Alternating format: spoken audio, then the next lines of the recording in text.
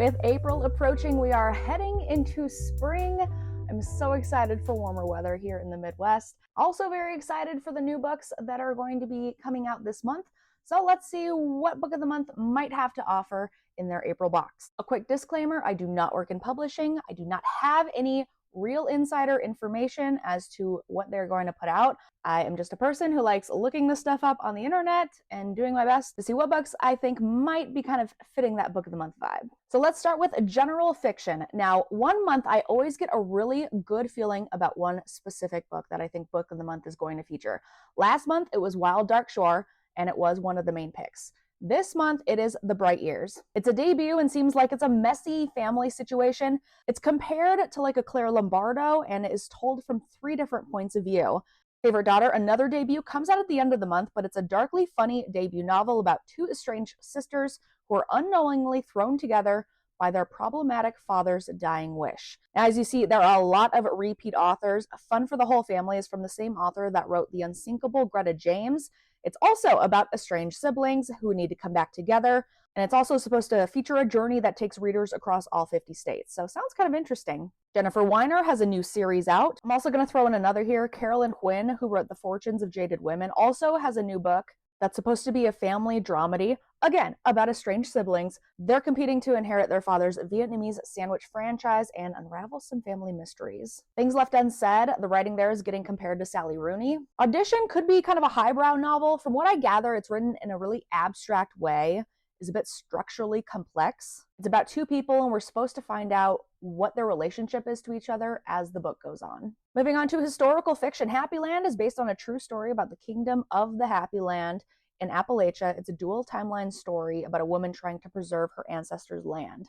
The Eights is a debut following the unlikely friendship of 4 of the first ever women to matriculate at Oxford University in the aftermath of the First World War. The Library of Lost Dollhouses follows a young librarian who discovers historic dollhouses and embarks on a journey that reveals surprising secrets about the lost miniatures. It kind of reminds me of like American Girl dolls. The Book Club for Troublesome Women follows 4 dissatisfied 60s era housewives as they form a book club turned sisterhood amid the turmoil of a rapidly changing world. Zeal is an epic, multi-generational novel that illuminates the legacy of slavery and the power of romantic love. And Rabbit Moon is from the author of Heat and Light, which was a previous book of the month pick. It is a family drama set in Shanghai, where a fractured American family faces its complicated past. Moving on to fantasy. Now, this is the big category I feel like this month. There are just some really interesting books to choose from, and a lot of repeat authors have new books coming out. Enchantra is the follow-up to Phantasma,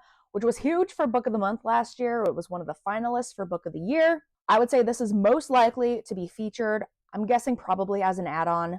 And if I had to choose one more from this category, because obviously there's so many, they're not going to feature all of them, I would probably pick Sirens.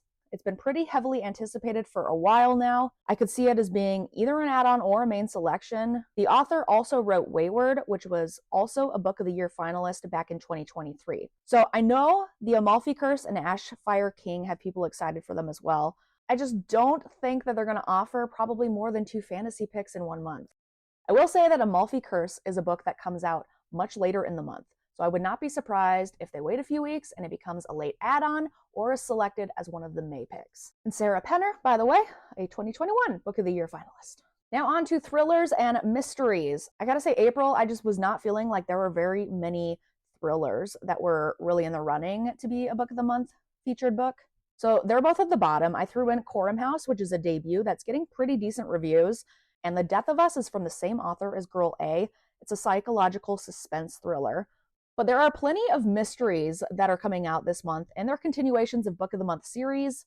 And Bearer of Bad News is a debut that's kind of given off Where'd You Go, Bernadette vibes. On to romance. Now, very clearly, there is one book that everyone is expecting to be a Book of the Month pick, and I'm pretty sure people would be pretty angry if it was not featured. That, of course, is Say You'll Remember Me from Abby Jimenez. Her last 2 books were Book of the Month selections as main picks. Yours Truly was the Book of the Year in 2023. Those last 2 books were main picks. I don't know if that's really the expectation that this one will be a main pick or an add-on. I could kind of see it going either way. As for debuts, I think Passion Project has a shot at being featured, maybe if they decide Abby's book is going to be an add-on. And as for these last two books, Jasmine Guillory has been featured in the past, though not recently, but her book, Flirting Lessons, is getting some good buzz. And honestly, I put India Holton's latest on there, but I don't think that it's going to be featured. The first book of this series was an add-on, and based on the number of reviews listed on Book of the Month, there just aren't very many, so I just don't really feel like this was probably a very popular pick. And if it didn't sell well, I don't see why they would feature the sequel. So since we have a few weeks left in March, I decided to put up a slide that has some late add-ons that I feel like could be featured towards the end of this month. Now, if Killer Potential or The Story She Left Behind don't come out this upcoming week, then obviously those ones aren't going to happen. Tilt is a book that I've been seeing some major buzz about very recently. It's set over the course of one day.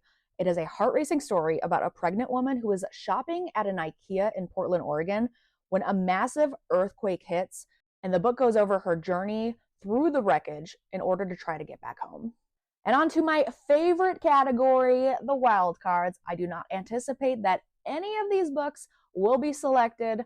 I just like to throw them in there on the off chance that maybe a memoir or something like that could hit. So I have just two this month, and you're gonna have to just, kind of hear me out on Poet Square. This is billed as a memoir in 30 cats. The subheading reads, "What could accidentally moving into a house with 30 feral cats teach you about going viral, surviving capitalism, and the importance of community?" Kind of a lot, apparently. So as I am recording this book has a Goodreads rating with over 100 ratings so far of 4.74. And I don't think I've ever seen a book that has been scored that high before. Though I do get that this author, I guess, is an influencer and probably has a fan base that has been already reading and reviewing this book. And Jose Andres has a new book out. The Chef and Humanitarian shares stories from his worldwide travels and the lessons he's learned along the way. This one's really short. It's only about 200 pages long. But you know how Book of the Month loves their food memoirs, and Jose Andres is obviously a really interesting person that could be featured. So those are my predictions from Book of the Month. Let me know which books you hope will be featured in the blue box of this coming April. Let me know in the comments, and please don't forget to follow me on my other channels. I am at BookTrovertBliss on TikTok and Instagram, and of course, please subscribe to me here on YouTube. Thank you so much for watching. Have a great day, everyone.